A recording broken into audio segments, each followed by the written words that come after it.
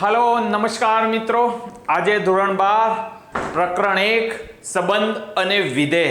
Okay, normally આપણે જે તમે વિધેય છે એ તમે મેથ્સ પ્રમાણે તો જોવો છો, પણ આજે હું એક નાનકડી વાર્તાથી તમને વિધેય સમજાવીશ કે વિધેય કોને કહેવાય, રાઈટ ને? તો ધ્યાનથી સાંભળજો। ઓકે, તો એક નાનો છોકરો છે એ એક શોપમાં જાય છે, એની મમ્મીએ કીધું છે જા બેટા જ્યુસર લેતો આય, કારણ કે એને જ્યુસ પીવો હતો। તો એ શોપમાં જાય છે ત્યારે શોપકીપરને પૂછે છે કે તમારી ત્યાં જ્યુસર છે? શોપકીપરે કહ્યું હા છે ને બેટા, તારે કયું જોઈએ છે? તારે એપલનું જ્યુસ નીકાળે એ જોઈએ છે, મેંગોનું નીકાળે એ જોઈએ છે, વોટરમેલનનું? અરે અરે અરે અરે અરે મારે એ જોઈએ, મારે એટલા બધા અલગ અલગ જ્યુસ નથી જોઈતા અંકલ, મને એવું જ્યુસર આપો કે જેમાં બધાનો જ્યુસ નીકળે।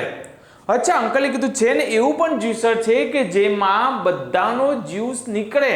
ઓકે, તો સમજજો બેટા, આ સ્ટોરીને ધ્યાનથી સમજજો। ઓકે, તો ફંક્શન કોને કહેવાય? ફંક્શન કોને કહેવાય તો ધ્યાનથી જોજો। અહીંયા ફળ આપેલા છે, સફરજન આપેલું છે, કેરી આપેલી છે, તરબૂચ આપેલું છે। ઓકે, અને અહીંયા આ જ્યુસર આપેલું છે।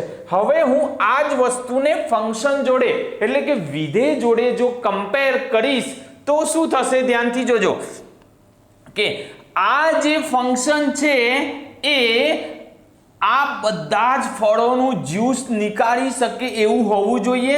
Okay, right? તો બધા જ ફળોનું જ્યુસ એટલે તમે સર શું કહેવા શું માંગો છો, એને મેથ્સ સાથે કનેક્ટ કઈ રીતે કરો છો? તો હવે ધ્યાનથી જોજો બેટા, ધ્યાનથી જોજો કે આ જે x છે એ તમારો પ્રદેશ કહેવાય અને જે તમને જ્યુસ મળે છે એ તમારો સહપ્રદેશ કહેવાય। ઓકે, એને આપણે ઇંગ્લિશમાં ડોમેન અને કોડોમેન કહીએ છીએ, રાઈટ? ઓકે, ઠીક છે? તો પ્રદેશ। અચ્છા, તો આ જે ફંક્શન છે એ પ્રદેશની બધી જ વેલ્યુઓનું સમાધાન કરે। ફંક્શન પ્રદેશની બધી જ વેલ્યુઓનું સમાધાન કરે અને જે આઉટપુટ મળે છે ઓકે, એને સહપ્રદેશ કહેવાય છે। આઉટપુટ શામાં હોય છે? સહપ્રદેશમાં। અને જો આઉટપુટ વાત કરીએ તો જે આઉટપુટ છે પર્ટિક્યુલર આઉટપુટ એને આપણે વિસ્તાર કહીએ છીએ। શું કહીએ છીએ? વિસ્તાર। અને આઉટપુટ શાની અંદર મળે છે? સહપ્રદેશમાં। તો ફંક્શનની ડેફિનેશન ખબર પડી બેટા? ફંક્શન એટલે શું કે પ્રદેશની બધી જ વેલ્યુઓનું સમાધાન કરે। પ્રદેશની બધી જ વેલ્યુઓનું સમાધાન કરે, એને ફંક્શન કહેવાય। ઓકે, હવે આ જ વસ્તુને આગળ વધારતા આપણે ફંક્શનના વિધેયના પ્રકાર સમજીશું। ધ્યાનથી જોજો બેટા। એક વિધેય એટલે શું કે પ્રદેશની એક વેલ્યુ થી આપણને એક આઉટપુટ મળે, એક ઇનપુટ નાખતા એક આઉટપુટ મળે, એટલે કે આ વેલ્યુ ફંક્શનમાં નાખો તો એક આઉટપુટ મળે, રાઈટ ને? અચ્છા સર, પણ તમે સ્ટોરી સાથે કનેક્ટ, અચ્છા સમજો, હવે એની સાથે સમજો કહેવા શું માંગે છે કે એક વિધેય એટલે શું કે જો હું આની અંદર સફરજન નાખું તો ફક્ત મને સફરજનનો જ્યુસ મળે, આની અંદર કેરી નાખું તો કેરીનો જ્યુસ મળે, તરબૂચ નાખું તો તરબૂચનો જ્યુસ મળે। અચ્છા, એટલે કે એક ઇનપુટ થી એક આઉટપુટ મળે, એક ઇનપુટ એક આઉટપુટ, એક ઇનપુટ એક આઉટપુટ, એક ઇનપુટ એક આઉટપુટ। એન્ડ અનધર થિંગ, આની બધી જ વેલ્યુનું સમાધાન થવું જોઈએ। That is clear? અચ્છા, એક વિધેય તમને ખબર પડી ગઈ? અચ્છા સર, ખબર પડી ગઈ। એક ઇનપુટ એક output, that is right. Okay બેટા, ક્લિયર? હવે જો અનેક એક વિધેય એટલે શું કે આ બે ઇનપુટ એક આઉટપુટ, એટલે કે એ જે બાળક જે છે એ રોજ એપલ અલગ અલગ જ્યુસ પીવે છે। એક દિવસ એને એમ થયું મમ્મી નો મને તમે એક કામ કરો, મારે બે મિક્સ જ્યુસ પીવા છે। ટ્રેન્ડ ચાલે છે ને, બે મિક્સ જ્યુસ પીવા છે। તો એની મમ્મીએ શું કર્યું બેટા કે એક સફરજન અને કેરી આની અંદર નાખી અને મિક્સ જ્યુસ નીકળ્યો, રાઈટ? તો બે ઇનપુટ એક આઉટપુટ, મેની ટુ વન, અનેકથી એક। ક્લિયર બેટા? Clear? Okay, that we call a many to one function. Okay, right? તો હવે મને એમ કહો કે ફંક્શનના બે પ્રકાર તમને ખબર પડી ગયા। અચ્છા, એક ફંક્શન, અનેક ફંક્શન।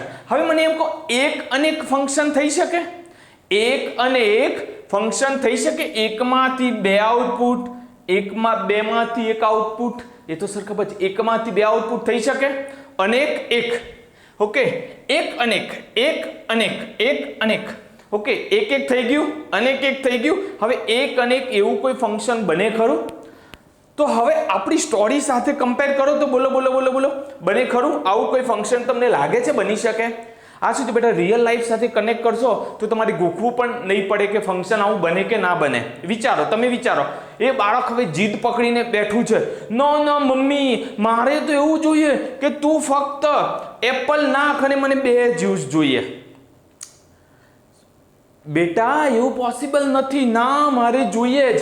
બાળક શું કહેવા માંગે છે કે ઘરે ફક્ત અને ફક્ત એ દિવસે સફરજન પડ્યું હતું, બાળક તો મારે 2 જ્યુસ પીવા છે. પણ પોસિબલ કઈ રીતે થાય? આની અંદર એક નાખું અને મને 2 આઉટપુટ મળે, એક અનેક. ઓકે, તો એ તો પોસિબલ છે નહીં બેટા, એ પોસિબલ નથી. તો એ જ વસ્તુ રિયલ લાઈફમાં મેથ્સ સાથે પણ પોસિબલ નથી કે એક સાથે અનેક ક્યારે મળી શકે નહીં. એક નાખતા 2 આઉટપુટ મળી શકે નહીં. એને શું કહેવાય છે? એક અનેક ફંક્શન શક્ય નથી. તો ફંક્શન કેટલા શક્ય થયા બેટા? વિધેય કેટલા શક્ય થયા? કે એક ઇનપુટ નાખો, એક આઉટપુટ મળે, એક ઇનપુટ નાખો, એક આઉટપુટ મળે, એ શક્ય છે. 2 ઇનપુટ નાખો, એક આઉટપુટ મળે, મેની ટુ 1. 3 નાખો, એક આઉટપુટ મળે, મેની ટુ 1 શક્ય છે. બટ 1 એન્ડ મેની, એક નાખો અને વધારે શક્ય નથી. ક્લિયર બેટા? તો ફંક્શનના પ્રકાર તમે રિયલ લાઈફ એપ્લિકેશન સાથે જોયા. Okay, right. હવે સમજો બેટા, એની અંદર થોડીક વસ્તુ શું આવે છે વધારે, કે એક તો તમને ખબર પડી ગઈ, બટ વ્યાપ્ત વિધેય એટલે શું કહ્યું છે ખબર છે? સહપ્રદેશ ઇક્વલ ટુ વિસ્તાર. સહપ્રદેશ ઇક્વલ ટુ વિસ્તાર એટલે કે આ તમારો પ્રદેશ છે, એમાંથી જે આઉટપુટ મળી રહ્યા છે એ બધા જ જો ABCD એ થઈ ગયો તમારો વિસ્તાર, અને સહપ્રદેશ પણ ABCD છે.